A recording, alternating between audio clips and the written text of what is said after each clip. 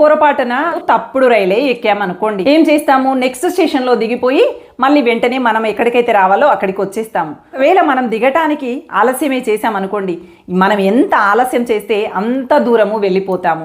మళ్ళీ అక్కడి నుంచి తిరిగి రావటానికి అంత సమయము తీసుకుంటుంది, అలాగే ఖరీదు కూడా ఎక్కువ అవుతుంది. అలాగే మన జీవితంలో మనకు అవగాహన ఉందో లేకో గుడ్డిగా ఎవరినో ఒకరిని నమ్ముతాము, స్నేహం అనుకుంటాము, మంచి బంధము అనుకుంటాము.